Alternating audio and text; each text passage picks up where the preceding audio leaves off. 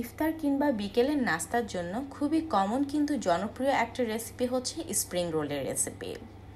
খুব অল্প সময় সহজে তৈরি করে নেওয়া যায় আর সংরক্ষণ করে রাখা যায় মাস জুড়ে। তাই নিশ্চয়ই আপনারাও রমজানের জন্য বাসায় স্প্রিং রোল তৈরি করে রাখতে চাচ্ছেন। তাহলে চলুন আর দেরি না করে আমি যেভাবে বাসায় তৈরি করি সেই রেসিপিটা আপনাদের সঙ্গে শেয়ার করছি। বাসায় স্প্রিং রোল তৈরি করার জন্য আমি প্রথমে একটা হাঁড়িতে 3 টেবিল চামচ পরিমাণে খাবার তেল দিয়ে দিলাম, কারণ আমি প্রথমে ফিলিংটা তৈরি করব। এরপর এতে দিয়ে দিলাম 1/4 কাপ পরিমাণে পেঁয়াজ কুচি, 1 চা চামচ পরিমাণে আদা কুচি এবং 1 চা চামচ পরিমাণে রসুন কুচি দিয়ে দিচ্ছি। আমি এখানে আদা রসুন যদিও খুব মিহি কুচি করে দিয়েছি, আপনারা চাইলে কিন্তু পেস্টও ব্যবহার করতে পারেন। এবার এগুলোকে তেলের মধ্যে হালকা একটু রান্না করে নিচ্ছি। যখন পেঁয়াজের কালারটা একটু স্বচ্ছ হয়ে আসবে সেই পর্যায়ে আমি এখানে মুরগির হাড়ছাড়া মাংস দিয়ে দিচ্ছি 1 কাপ পরিমাণে। আমি একটু ছোট করে কেটে নিয়েছি। এরপর দিয়ে দিচ্ছি 1 চা চামচ পরিমাণে টমেটো কেচাপ এবং 1 চা চামচ পরিমাণে সয়া সস।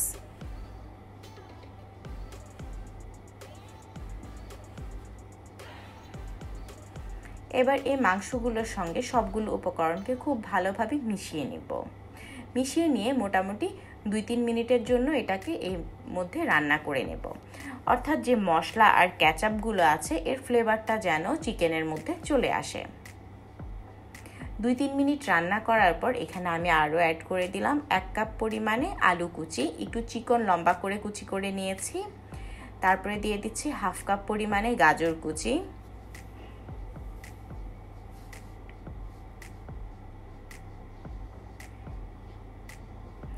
আরও দিয়ে দিলাম অলমোস্ট 1.5 কাপ পরিমাণে হবে বাঁধাকপি কুচি, 1/4 কাপ পরিমাণে ক্যাপসিকাম আর স্বাদমতো কাঁচামরিচ। আমি এখানে 4টা কাঁচামরিচকে একটু চিকন করে পাতলা করে কেটে দিয়েছি। সবগুলো দেওয়া হয়ে গেলে এখানে পরিমাণ মতো লবণ দিয়ে দিচ্ছি। লবণটা দিয়ে খুব ভালোভাবে আমি এগুলোকে নেড়েচেড়ে মিশিয়ে নিচ্ছি। আর একটা কথা মনে রাখতে হবে, লবণটা দেওয়ার সময় কিন্তু অবশ্যই লক্ষ্য রাখতে হবে এখানে আমরা কেচাপ ব্যবহার করেছি, কেচাপের মধ্যে কিন্তু লবণ আছে। আর এই সবজিগুলো কিন্তু রান্না হওয়ার পরে অনেকটা নেতিয়ে অল্প হয়ে যাবে। আচ্ছা যাই হোক, আমি এখানে অলমোস্ট 1/4 চা চামচের মতো দিয়েছি, আপনারা টেস্টটা বুঝে অ্যাড করে দিবেন। এবার এগুলোকে খুব ভালোভাবে নেড়েচেড়ে আমি রান্না করছি। কিছুটা রান্না করার পর সবজিগুলো যথেষ্ট পরিমাণে নরম হয়ে আসবে আর মাংসটাও সেদ্ধ হয়ে যাবে। যখন সবজি এবং মাংস সবগুলো একসঙ্গে রান্না হয়ে যাবে এরপর আমি এখানে 1 টুকরো বার্গার চিজকে ছোট ছোট করে দিয়ে দিচ্ছি। এতে করে স্বাদটা বাড়বে, কিন্তু বাসায় যদি না থাকে সেক্ষেত্রে আপনারা এই স্টেপটা বাদ দিতে পারেন। তারপরে দিয়ে দিচ্ছি 1/4 কাপ পরিমাণে ধনিয়া পাতা কুচি এবং 1/4 চা চামচ পরিমাণে কালো গোলমরিচের গুঁড়া। কালো গোলমরিচের গুঁড়া না থাকলে সাদাটাও ব্যবহার করা যাবে। এবার সবগুলোকে একটু ভালোভাবে মিশিয়ে নিচ্ছি যাতে করে চিজটা খুব ভালোভাবে মিশে যায় আর যে গোলমরিচটা ব্যবহার করেছি এর ফ্লেভারটা যাতে সবগুলো সবজির সাথে খুব ভালোভাবে মিশে যায়।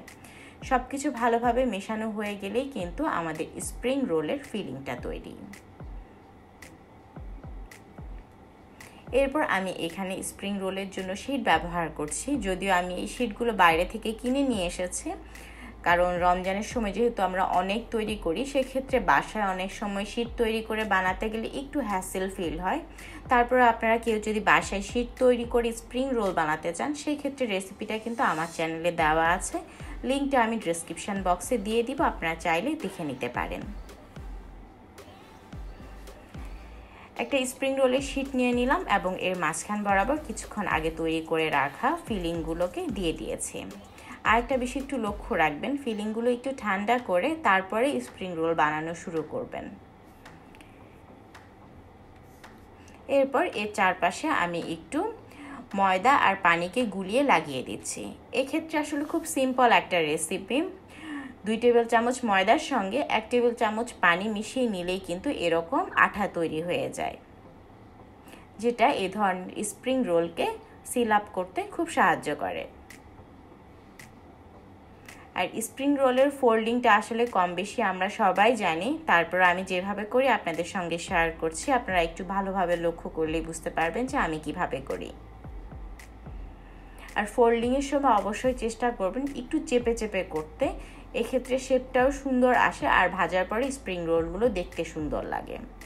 যেই প্রসেস ফলো করে আমি একটি স্প্রিং রোল আপনাদেরকে বানিয়ে দেখালাম, বাকি সবগুলো আমি একইভাবে তৈরি করে নিয়েছি।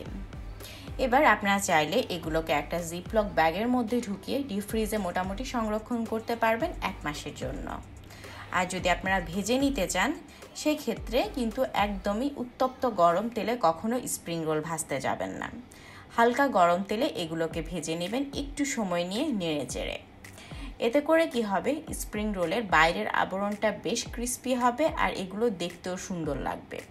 যদি অনেক বেশি গরম তেলে ভাজা হয় সেক্ষেত্রে কিন্তু এগুলো দেখতেও ভালো লাগবে না আর বাইরের আবরণটাও খুব ভালোভাবে ক্রিস্পি হবে না। আচ্ছা, যাই হোক, আমি একটু সময় নিয়ে এগুলোকে হালকা গোল্ডেন ব্রাউন করে ভেজে নিচ্ছি।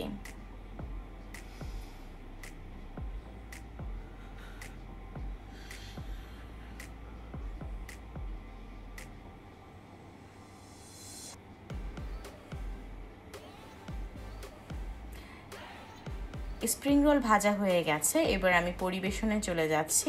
স্প্রিং রোল কিন্তু গরম গরম খেতেই ভালো লাগে।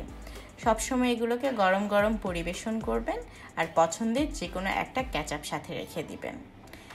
আচ্ছা, এবার আমি আপনাদেরকে একটা ভেঙে দেখাচ্ছি। ভেঙে দেখালে আপনারা বুঝতে পারবেন ভেতরটা কতটা সুন্দর হয়েছে আর বাইরের আবরণটা কতটা ক্রিস্পি হয়েছে।